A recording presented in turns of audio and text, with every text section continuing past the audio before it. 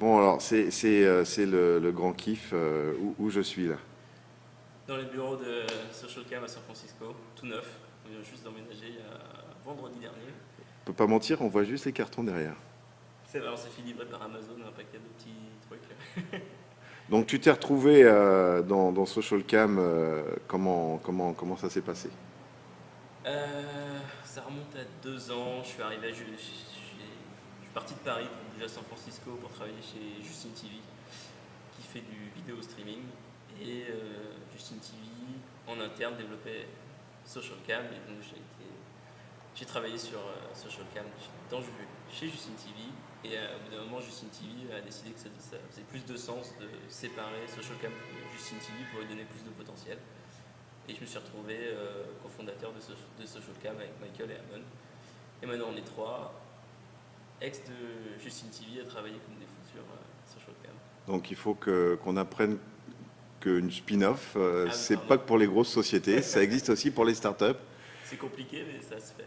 Et ce qui est génial, c'est qu'en fait, vous avez pu refaire puisque Justin TV est sorti du Y Combinator de Paul Graham, vous avez pu refaire aussi, vous êtes repassé par la case Paul Graham, qui a été, pour pas mal de startups qui essayent de venir s'implanter ou qui veulent un peu sortir, c'est Paul Graham et Y Combinator, c'est vraiment un truc, non? C'est top, franchement ça dure 3 mois, c'est 3 mois qui sont passés à une vitesse pas possible, où on est entouré de 65 startups, c'est devenu la folie, il y a 65 startups en même temps, dans les mêmes promos, qui bossent comme des fous sur leurs produits, donc on est super entouré par des gens super motivés, super intelligents, et on est entouré par Paul Graham et des partenaires qui vont donner des conseils qui sont géniaux, c'est mieux. Et au final ça fait que on apprend plein de trucs, et on modifie son produit en conséquence pour le rendre encore mieux, quoi. Hmm. Et ça se passe plutôt bien, il paraît. Ça va, on n'est pas trop à plaindre, c'est pas mal. C'est pas mal et voilà, avec un grand, comment dire, un, un gros concurrent à, YouTube, voilà, carrément. carrément, on est à l'attaque. Bon, bah écoute, tout ça c'est, bon, on peut pas tout dire, donc on n'est pas là pour embêter avec des chiffres ou autres.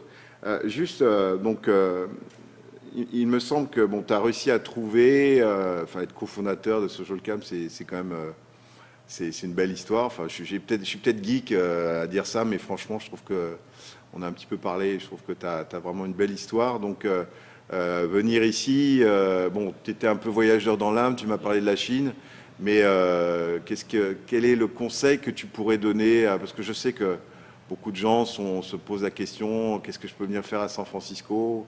Comment ça peut se passer? Un conseil peut-être? Motivé, talentueux et avoir envie de. Le plus simple, c'est de venir sur place, chercher à distance, je pense que ça marche pas. Je suis venu 1 mois, trouver du boulot, essayer de set up le maximum de rendez-vous dans ce mois-là, avec des startups. Ici, ils sont en recherche permanente. Je pense qu'il y a dans des compétences particulières, développement iPhone, Android, Ruby on Rails, ces trucs-là sont super demandés. Il suffit d'être calé là-dedans et de se dire je vais le faire, et je pense que c'est possible.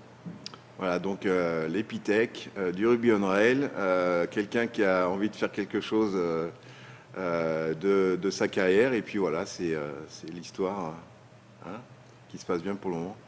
Bah écoute, bonne chance, et puis Merci. on va arrêter là. Merci.